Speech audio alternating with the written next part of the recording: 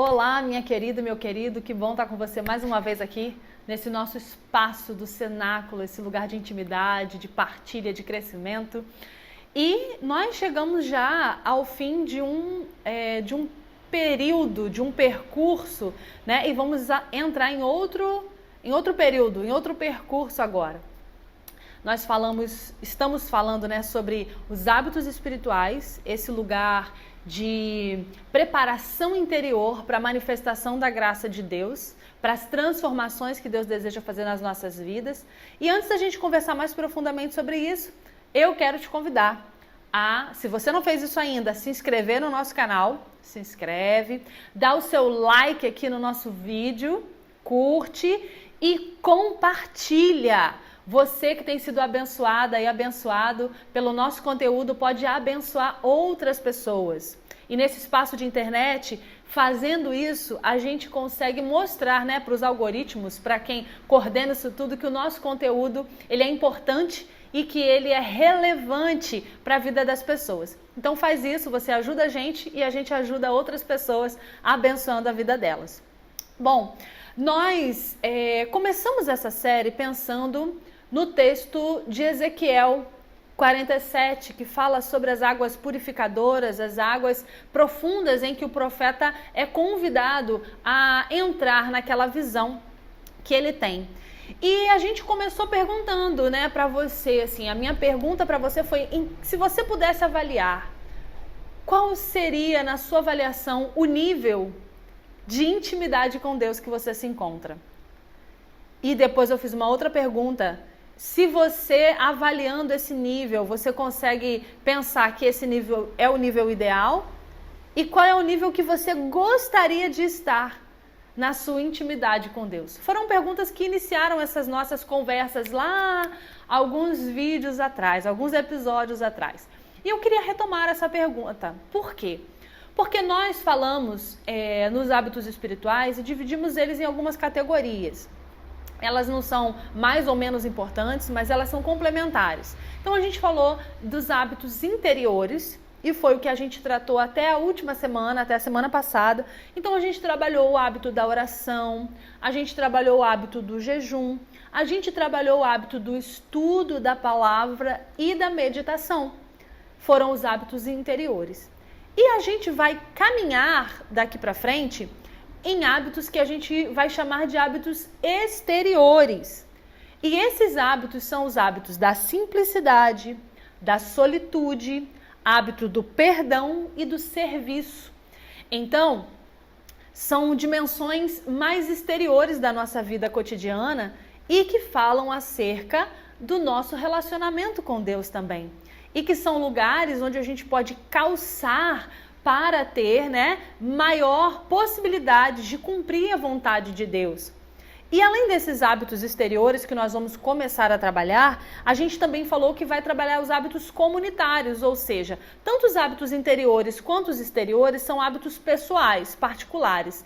Mas os hábitos comunitários são aqueles que a gente não consegue praticar sozinho. A gente depende do outro e depende da outra, depende do próximo, depende da pessoa que convive com a gente, da próxima.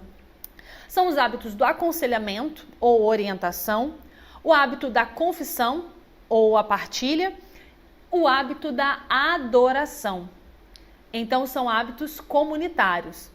Nós ainda não vamos entrar neles hoje, mas eu queria sinalizar para vocês que a gente ainda tem esse caminho para percorrer juntas e juntos.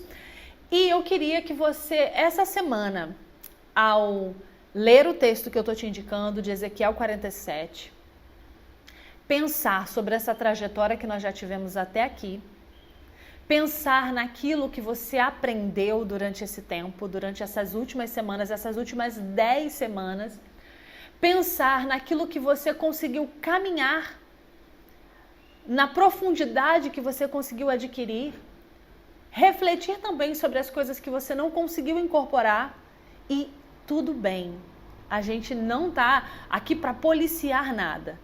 Esse é um processo interior mesmo. Esse é um processo de transformação. E ninguém vai fazer isso a pulso.